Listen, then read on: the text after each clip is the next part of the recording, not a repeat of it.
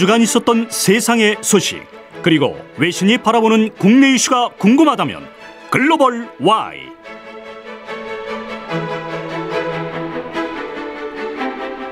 네, 나라 안팎 소식 살펴보는 글로벌 Y 시간입니다. 문희정 국제정치평론가와 함께합니다. 어서 오십시오. 네, 안녕하십니까.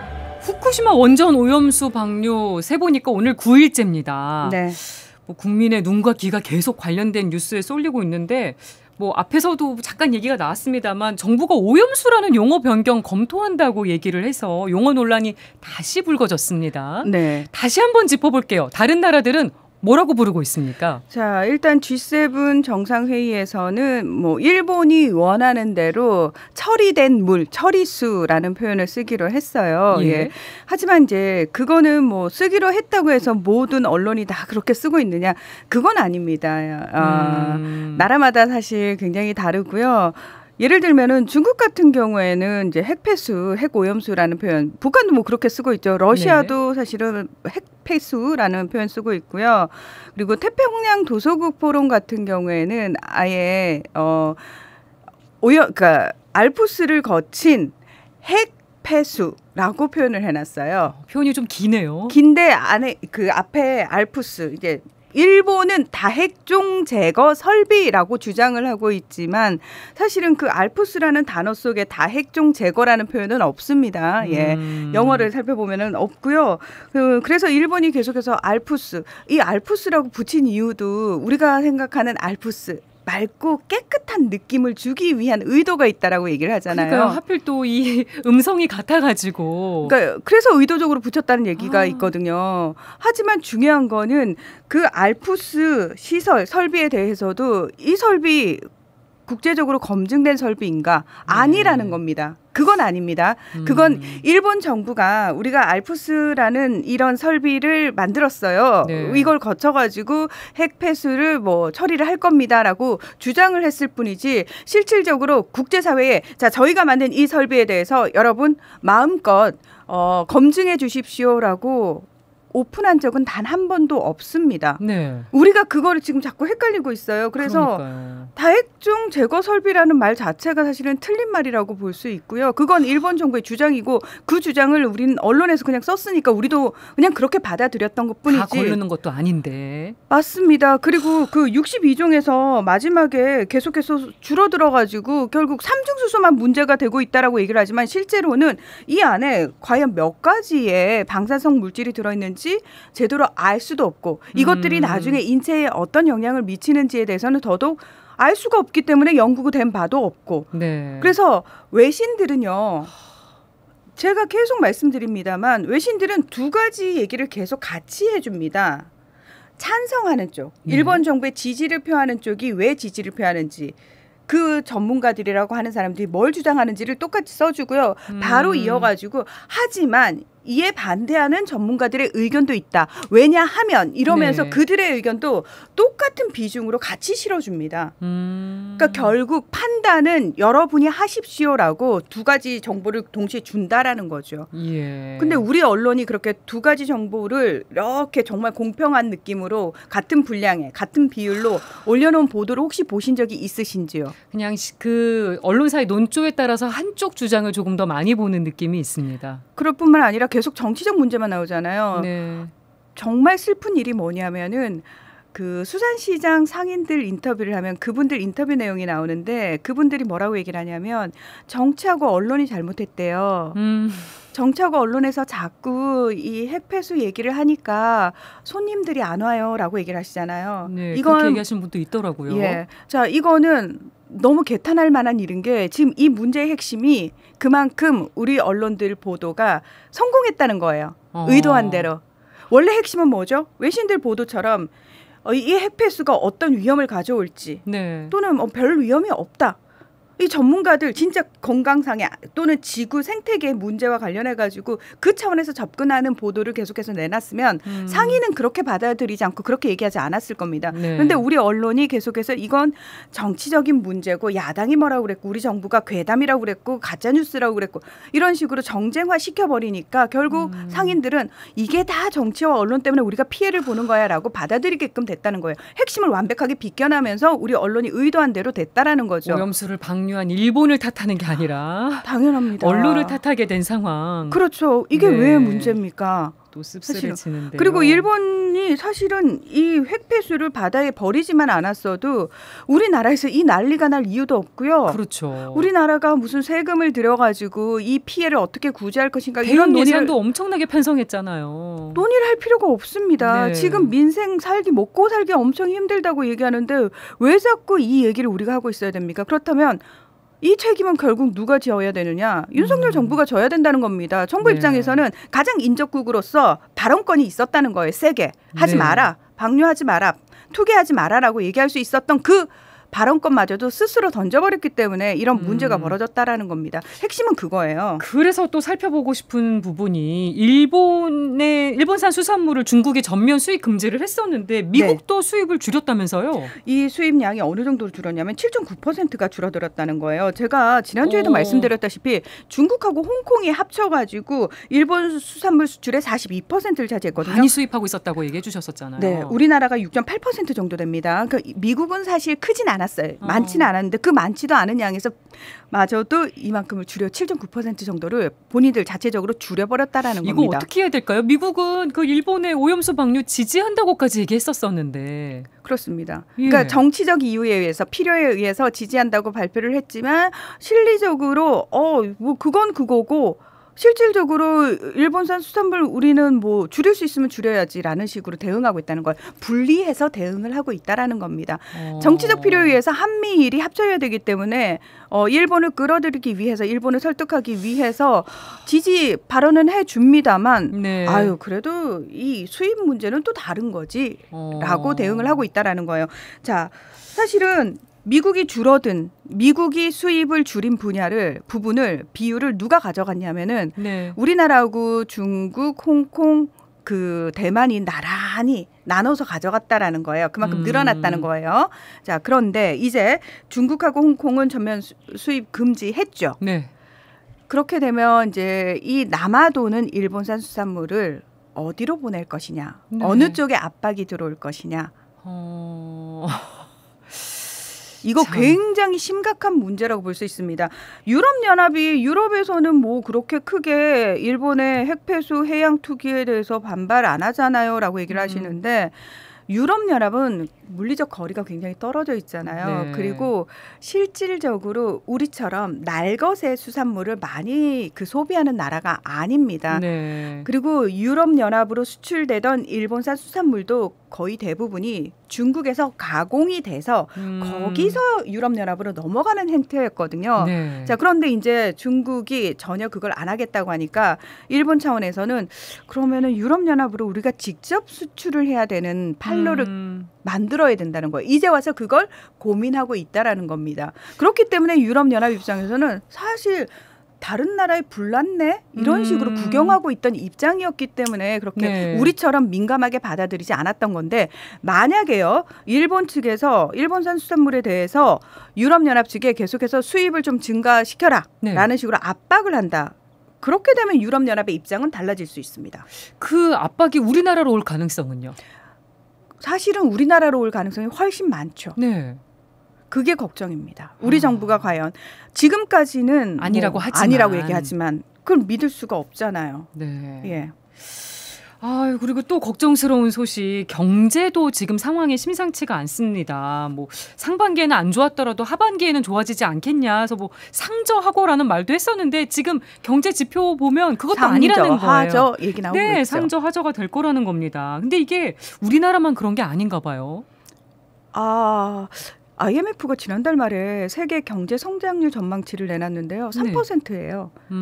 우리나라는 이제 1.1%까지 떨어질 수 있다라는 얘기 나오고 있죠. 네. 자, 기억을 떠올려 보시면 2019년 코로나19 팬데믹이 본격적으로 시작되면서 몇 년간 전 세계 경제 성장률이 마이너스로 곤두박질을 쳤는데 어느 정도 수준이었냐면 마이너스 20%까지 떨어진 나라들이 정말 많았어요. 그러니까 예. 거의 대부분 마이너스였어요. 유일하게 플러스 경제 성장을 기록한 나라가 어디죠? 우리나라입니다. 예. 우리나라입니다. 그 당시 2% 넘는 경제 성장률을 기록해서 거의 예. 독보적인 나라였어요. 그걸 지금 1년 몇 개월 만에 우리가 다 까먹은 거고요. 다른 나라들은 코로나19 팬데믹 침체에서 벗어나서 지금 까먹었던 데에서 다시 플러스로 올라오고 있는 상황들입니다. 예. 특히 인도 같은 경우에는 경제 성장률이 올해만 뭐 6%대에 달할 거다. 그런 얘기 나오고 있고요. 일본도 심지어 잃어버린 30년 이 얘기 나오던 일본도 25년 만에 우리나라의 경제 성장률을 추월해서 지금 이 상태로라면 올해 일본의 경제 성장률은 6%에 육박할 거다 이런 얘기도 나오고 있거든요. 그러면 우리나라만 안 좋은 건가요? 네. 지금 어떤 상황이냐면은 각 국가가 이제 팬데믹에서 벗어나서 기지개를 펴야 되는 상황이잖아요. 그런데 이제 유럽 같은 경우에는 우크라이나 전쟁이 빵 하고 터지면서 엎친 데 덮친 격이 됐어요. 미국도 인플레이션이 엄청 났습니다. 네. 그 상황에서 벗어나기 위해서 각자 엄청나게 이제 방법들을 강구를 했는데 유럽이 탈출구로 삼은 곳이 중국이었어요. 너도 나도 중국으로 달려가지고 시진핑 주석과 만나면서 계속해서 네. 경제 협력하고 있죠. 미국은 그러면 다르냐? 미국하고 중국이 겉으로는 굉장히 싸우고 있는 것처럼 보이죠.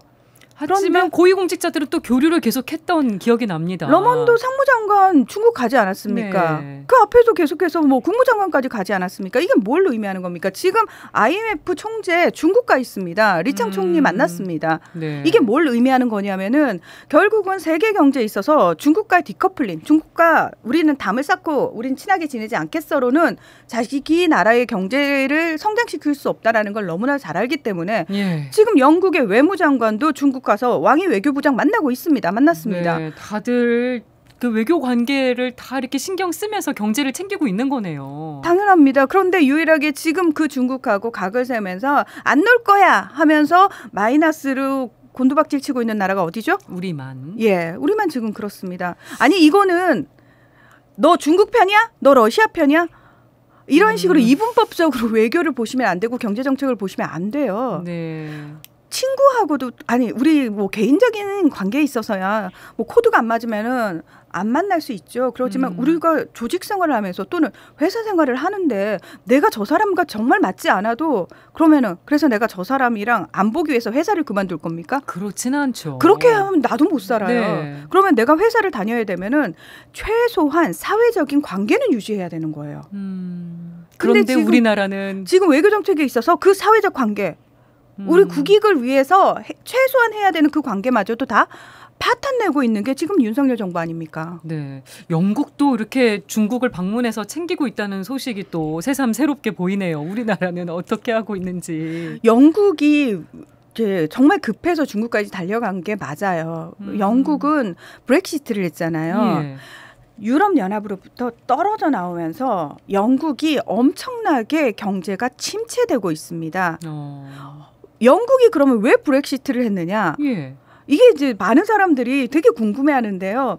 영국의 보수당 총리가 당시에 이제 총선을 앞두고 지지세가 잘 안 모이니까 이러다 우리 정권 뺏기겠는데 싶어가지고 자신들의 지지자들을 좀 자극할 만한 공약을 내놓습니다. 예.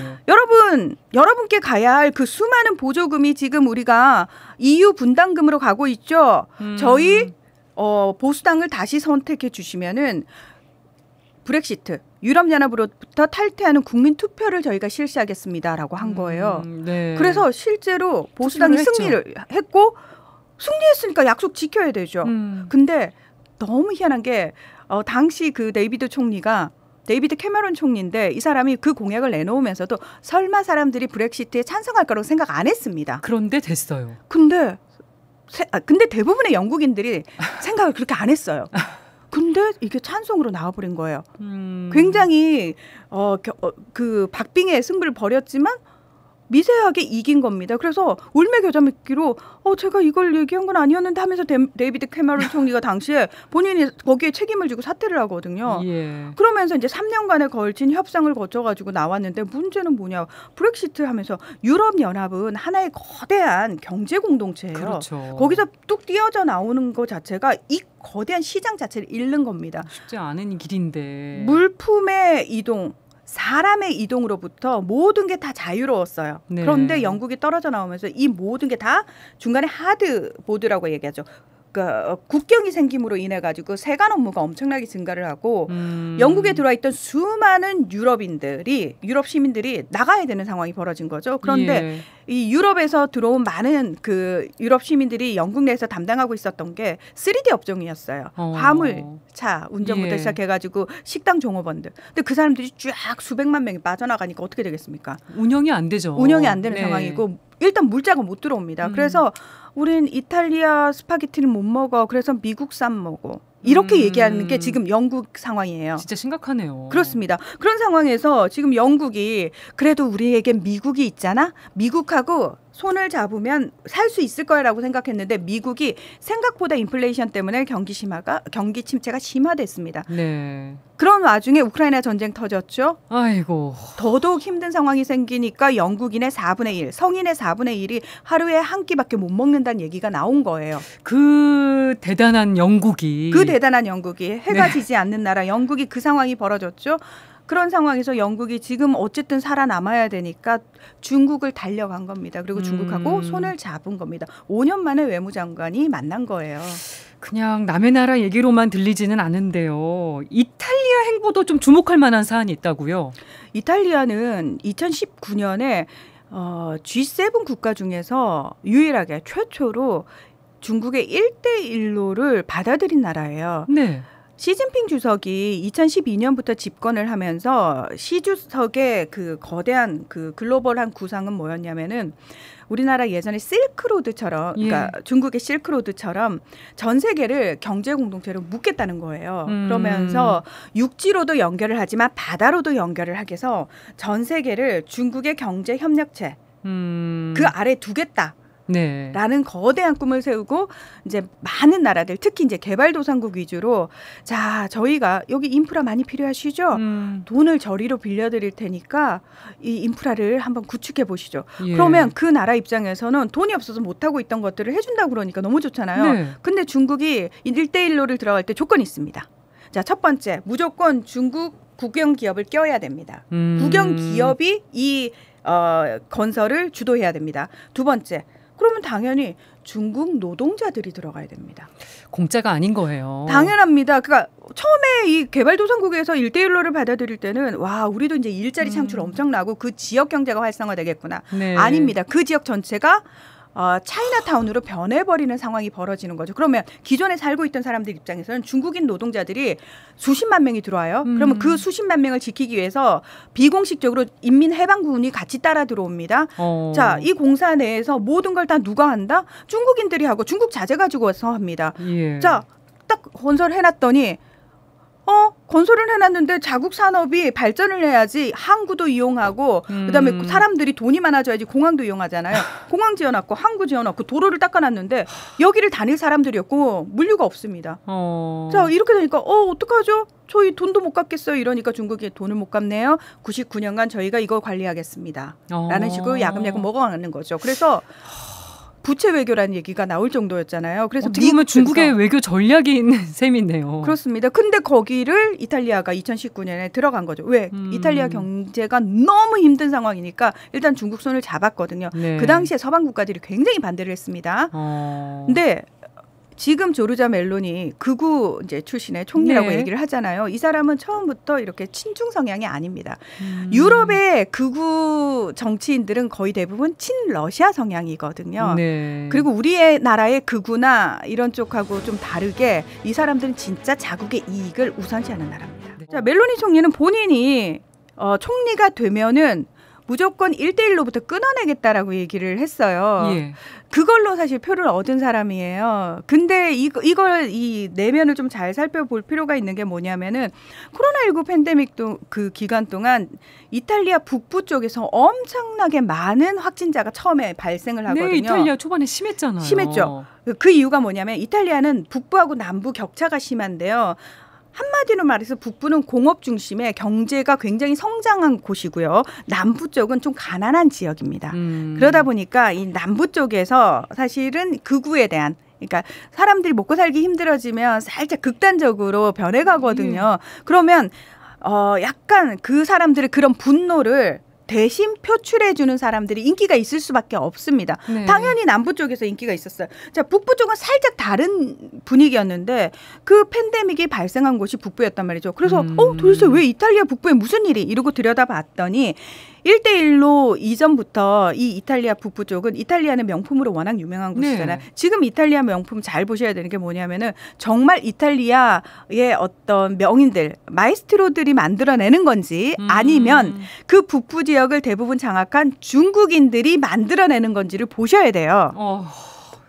그 안에 수십만 명의 중국인들이 들어와가지고 그 명품 공장들 다 인수해서 그 네. 안에서 자기들만의 경제 지역을 만들고 있었던 거예요. 그런 상황에서 장악이 된 거군요. 그렇습니다.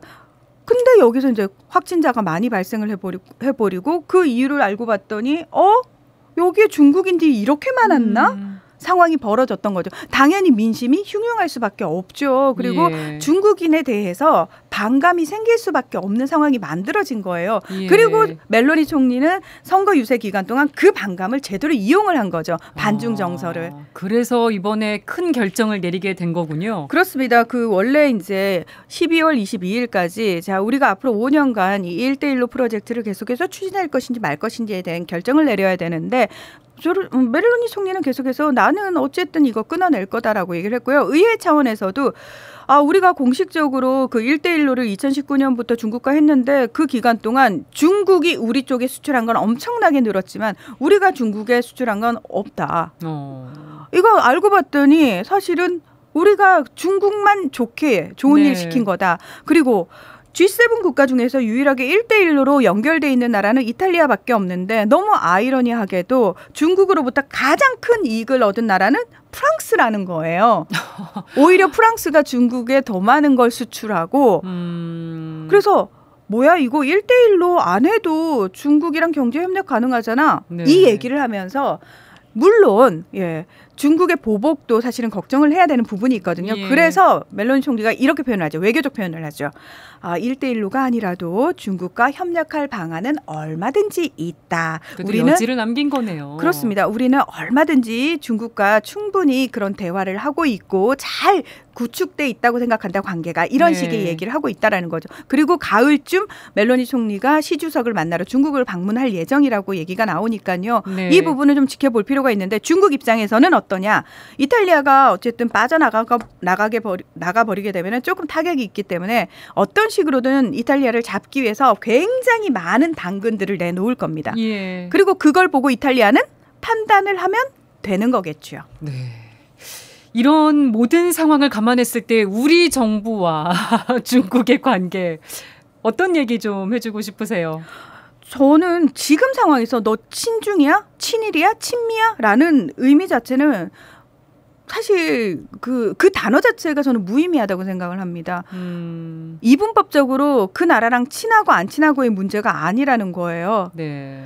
지금 그 전 세계는 글로벌하게 다 연결돼 있고 이념과 상관없이 자국에 도움이 된다면 또는 필요에 의해서 서로 손을 잡는 게 이미 국제 질서란 말이에요. 네. 그런 상황에서 난 쟤랑 안 친하니까 우리가 어떤 손해를 보더라도 쟤랑은 친하게 안 지낼 거예요라는 게 국제 관계 속에서 얼마나 멍청하고 얼마나 자폭 스스로 정말 나락으로 떨어지는 일이라는 걸 우리는 분명히 알아야 한미 됩니다. 일에만 계속 올인하고 있으니까요. 점점 더 중국과 멀어지는 느낌. 지금 중국과 러시아가 손잡아가지고 브릭스라는 엄청난 경제 협력체를 지금 구축을 하지 않았습니까? 네.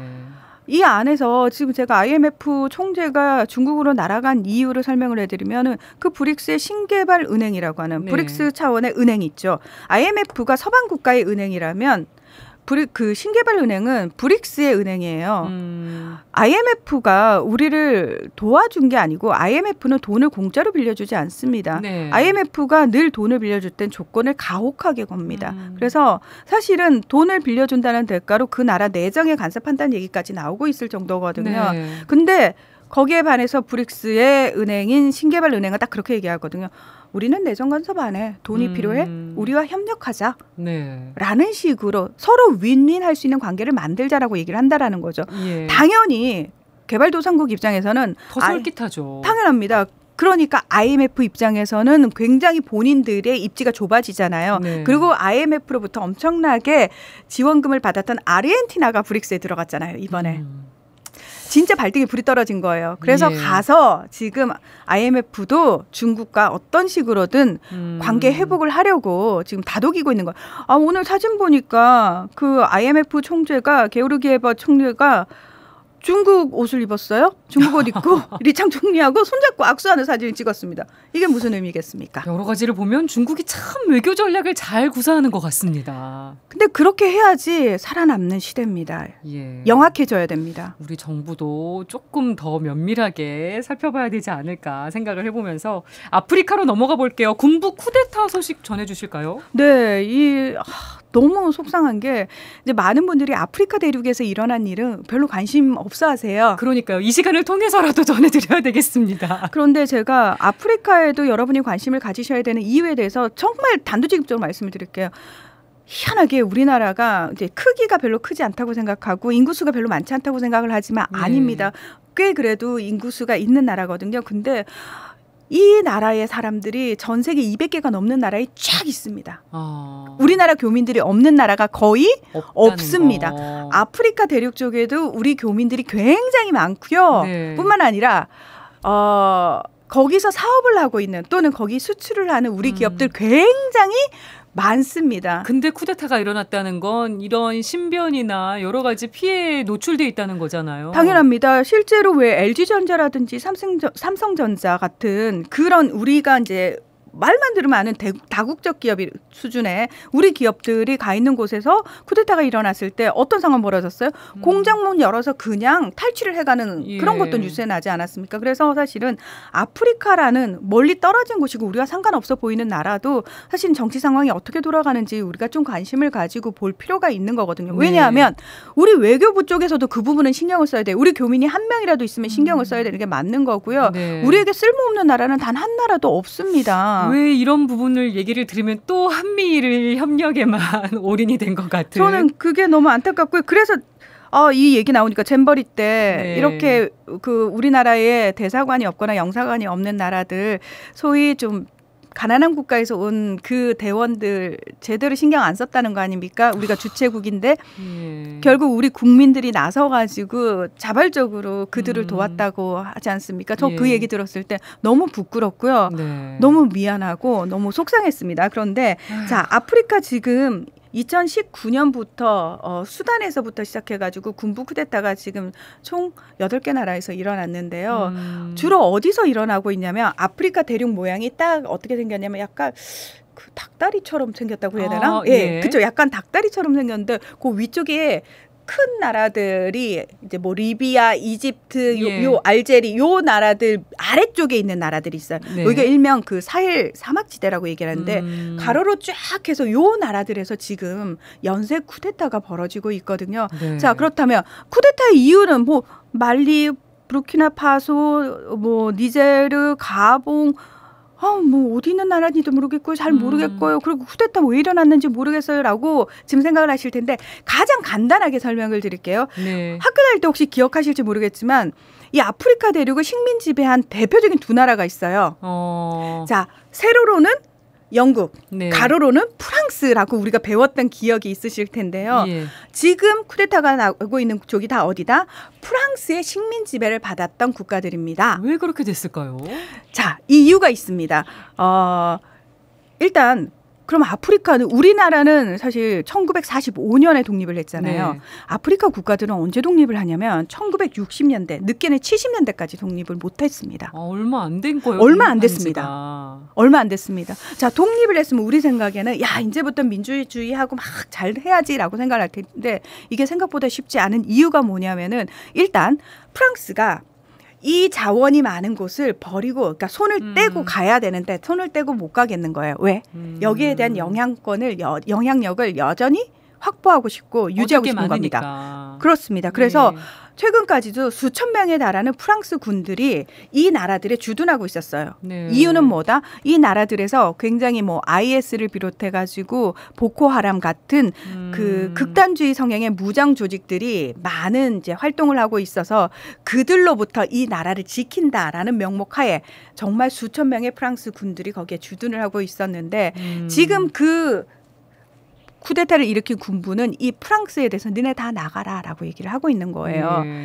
자, 그러면 군부가 뭐 식민 봉국에 대해서 반기를 든 거냐? 그런 차원이 아니고요. 아프리카 지도를 보시면 제일 이상한 게 뭐냐면은 우리가 흔히 이제 국경선이라는 거는 강이라든지 산에 따라서 자연적으로 나뉘어지는 거라고 배웠는데 아프리카는 이상해요. 직선으로 돼 있죠. 왜 직선으로 돼 있을까요? 그러게요. 왜 직선으로 돼 있냐면은 그 유럽 열강, 제국주의 열강이 식민 지배를 하기 편하기 위해서 자기네들 마음대로 편의로. 자, 국가라는 건 근대 국가예요. 이제 최근에 이제 우리가 접하고 있는 나라들은 근대 국가라고 해가지고 그 당시에 그 제국주의 열강들이 마음대로 그어놓은 국경선에 따라서 만들어진 나라를 우리가 만나고 있는 건데 알고 봤더니 아프리카는 수많은 부족들이 그냥 자연적으로 흩어져서 살고 있는. 그래서 이 부족하고 이 부족은 사실 대대로 별로 친하지 않은 부족인데 자기네가 그냥 식민 지배에 편하려고 선을 긋다 보니까 야 여기까지는 우리 거야. 여기까지는 우리 거야. 지들끼리 국경선을 나뉘다 보니까 원수 같은 두 부족이 하나의 국가로 묶이거나 또는 하나의 부족이 좀 나뉘어가지고 두 나라나 세 나라로 나뉘고 이런 상황들이 벌어진 거예요. 자, 이제 우리 독립시켜주고 나갈게요. 이제 저희가 했던 것처럼 민주주의 하세요라고 나갔는데 알고 봤더니 이 부족들은 그런 서방식의 어떤 서양의 민주주의 같은 것들에 대한 어떤 기본적인 개념이 없는 거죠. 인식이 없고. 우리는 오랫동안 식민 지배를 받았을 뿐인데 우리 보고 뭘 하라는 거지? 그러면 대체로 처음에 정권을 잡은 사람들이 누구냐면은 그 식민 지배에 맞서 가지고 독립운동을 했던 사람들이란 말이에요. 자, 그 사람들이 처음에는 나라를 위한 마음으로 독립운동을 했다가 나중에 정권을 잡았는데 정권을 잡고 나서는 아무래도 내가 계속 집권을 해야겠어라는 식으로 해서 너무 아이러니하게도 독립운동을 했던 분들이 장기 집권을 위해서 독재 자원 이런 케이스들이 많이 벌어졌다라는 거죠. 그래서 이 부분과 관련해서 아프리카에서 왜 쿠데타가 자꾸 벌어지고 있나요? 네. 이 역사적인 것부터 사실은 다 거슬러 올라가서 이해를 하셔야 된다라는 겁니다. 여전히 지금 부족 간의 어떤 화해 안 되고 있고요. 그리고 완전히 프랑스가 손을 뗀 것도 아니고요. 그리고 독립한 이후에 정치인들이 정치를 잘했으면 참 좋을 텐데 그들도 사리사욕 채우기에 바빴고요. 이런 모든 것들이 그래서 천연광물이라는 천연자원이라는 돈이 될 만한 엄청난 것 가지고 있지만 국민들은 정작 가난하고요. 소수 일부가 부를 독식하고 있는 빈부격차 엄청 심각한 상황이고요. 이런 복합적인 이유에 의해서 지금 쿠데타가 멈추지 않고 있다는 거. 그렇습니다. 대륙은 다르지만 우리나라도 식민 지배를 경험했고 독립 또 민주주의 정착 과정 한번 이렇게 저는 좀 오버랩이 되면서 말씀을 들었는데 맞습니다. 우리도 사실은 쉽지 않죠. 왜냐하면 이 민주주의 이념 이라는 것 자체가 영국에서는 수백 년에 걸쳐서 만들어진 이념인데 우리는 이식된 민주주의라고 표현하잖아요. 아프리카 대륙도 마찬가지예요. 이식시켜놓고는 자 해. 뭐죠? 쉽지 않죠. 스스로 고민하고 만들어가야 되는 과정이 필요한데 그 과정이 생략돼 버렸다라는 거죠. 그러다 보니까 당연히 시행착오가 있을 수밖에 없고 투닥투닥 할 수밖에 없는 상황인데 그게 하필이면 군부 쿠데타의 형태로 나타나고 있고요. 더 큰 문제가 그래도 미국이라든지 서방 국가가 강압적으로 장악을 하고 있을 때는 이걸 눌러놨잖아요. 강압적으로. 근데 이들이 이제 손을 떼고 나가면서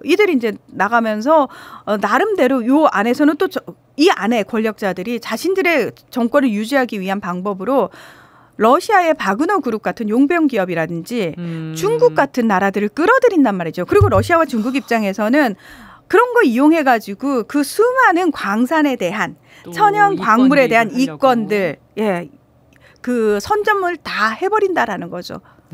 그래서 서방 대 중국 러시아의 영향력 싸움 플러스 부패한 정치인 그리고 오랜 식민 기간 그리고 종족과 문화와 언어를 무시한 국가 구성 이런 복합적인 것들이 지금 그 군부 쿠데타의 밑바닥에 깔려 있는 거고요.